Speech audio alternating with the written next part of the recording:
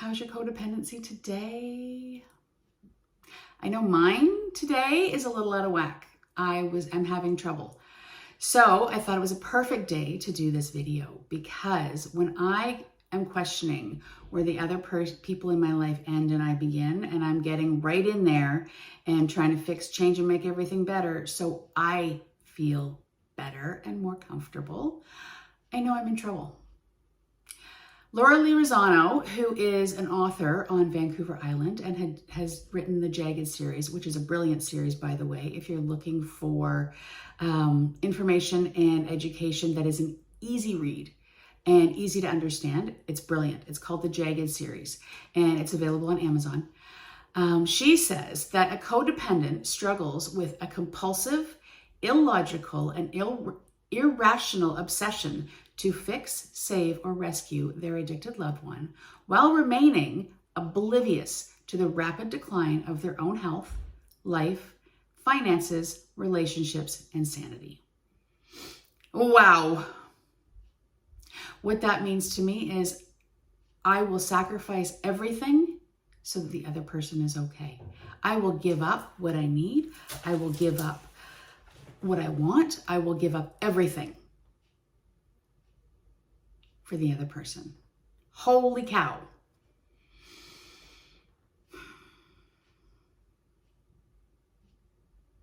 So what does that look like? That looks like constantly seeking approval, making sure the other person's okay, making sure they're fed and clothed and they have everything they need,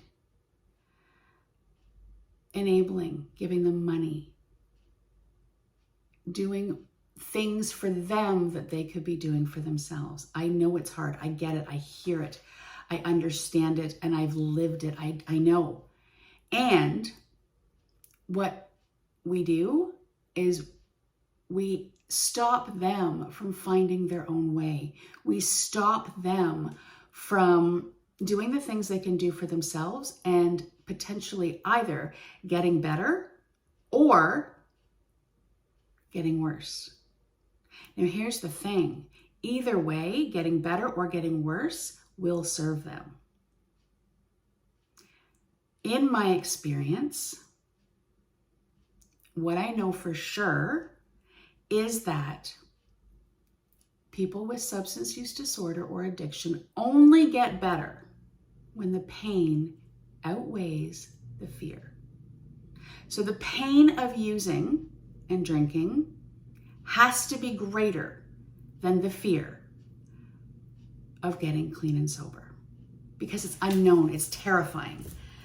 When we're codependent, we don't give them that opportunity. We don't let them shine in their own way. We don't let them fall on their face. We don't let them figure it out. We don't let them not be able to manage.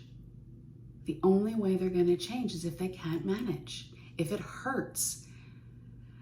I know it's a double-edged sword. I hear that. I understand it. So then what do?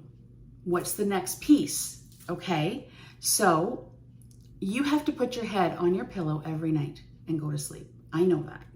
I had to do the same. So I did the things that I could do without making them victim to me. Okay, I know that sounds really, really weird because we often feel like we're the victim to them. I know, I hear you. But if I could do the minimum, right? I could take the food, or I could phone and check in, or I could take them for a meal, right? I still do that. I have lots of friends that have relapsed and are struggling, and I will, phone them, hey, you want to go for dinner? I'm happy to take you for dinner. I'm happy to bring you some food, but I won't give money, right? There's balance in there where I'm okay doing that without giving them a way to continue to kill themselves. That's the line, right? That's the line. So how did I know I was codependent? Well, I had really horrible boundaries, right? I found myself doing things for people that I didn't want to do, right? I didn't want to do it. I didn't want to drive people places, or I didn't want to show up doing things, or I didn't want to take the money, or I didn't have any money to give. I was giving them my rent money. Kind of crazy. Sacrificing myself and my needs so that they could be comfortable and okay. Ooh, that's a big one, right? I did it because I was terrified they were going to leave or die. See, because I have my own trauma. I have my own sack of crap, right? And I used to drag that along with me. I don't anymore. Well, I shouldn't say that. I drag some along with me now, but not all of it. I had to work through what was mine and what was theirs. And when I started doing that, I started realizing that I did a lot of the things I did to make me feel okay. It wasn't really about them. It was about making me feel okay. And that's where my codependency stemmed from. I needed to be okay, feel accepted, feel loved, feel validated, all those parts. Because I grew up feeling not loved, not validated, not good enough. Crazy. It's crazy how I find them. I find the ones that will fulfill that need in me, right? It is what it is. What happens is the emotional impact and the physical impact and the financial impact is devastating, right? The financial impact of codependency alone was, I was working 3 jobs at one point and it's not because I was overspending and being irresponsible for myself. I was doing it for others. It was insane. It was insane. The debt I took on, the phone calls to my mom, I can't pay rent this month, right? That kind of stuff. It was nuts. So the emotional was like, I remember sitting on the curb outside a 12-step meeting with a friend of mine and just bawling my eyes out because I was so emotionally burnt out from carrying all these people. And I just couldn't do it anymore. That was my bottom. And I started, taking better care of myself and learning better how to do this. That was about 25 years ago. And, I was neglecting myself. I was neglecting my own needs. I was neglecting what I needed to take care of myself in the world. So my fridge was empty. I was neglecting myself completely. And, oh, the penny just dropped.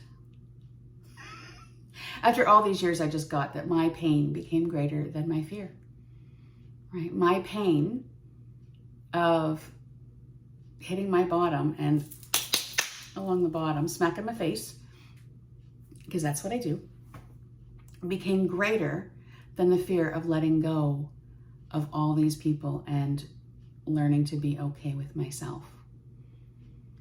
So then what's the solution? How did I get there? Well, I started going to Al-Anon, and then I discovered ACOA, Adult Children of Alcoholics. I started going there, and I started doing the work. I started finding those places in myself where I was uncomfortable and figuring out why.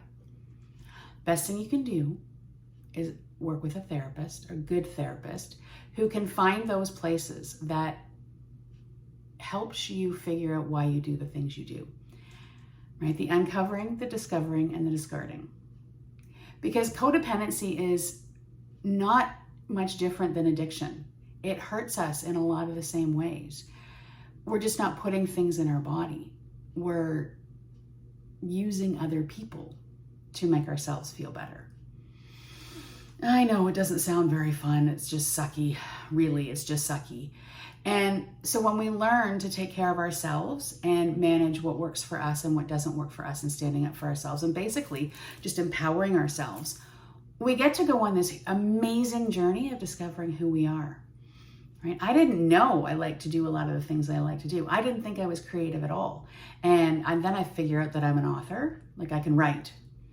And so I've, written a couple books and contributed, and I love to paint. not so terrific at it, but I love it. I love to create. I love to learn. I love to make people happy, right? Some really cool stuff that I learned about myself. And I learned a lot of things about why I do the way I do things, why I am the way I am. And it wasn't until I started setting boundaries and behaving in a way that took care of myself, building friendships, and expanding my community of recovery, that I was able to do things differently around other people. And like, here's the deal. One person who's using or drinking affects 10, minimum 10. So it's not the addict or the alcoholic that's going to change. It's going to be one person out of those 10, right? One of those 10. So when one of those 10, you, starts doing that change, then everyone around starts having to change too, because you have to change the dance. You have to change how you do things.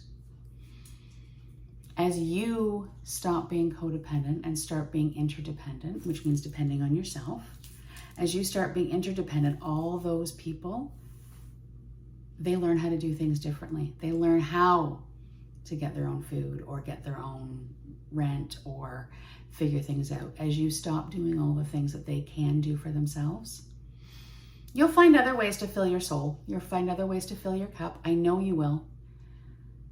I know you will. If you want to know more, just start reading, start educating yourself. And I look really forward to watching you go on this incredible, incredible journey. I know you can do it. If I can do it, anybody can do it. Anybody. Because I was never okay unless the people around me were okay. And now, yeah, I like all my friends to be happy, my kids to be okay, my mom, the people close to me. But my worth is not based on them. My worth is based on this, my heart, my soul, what I do in the world.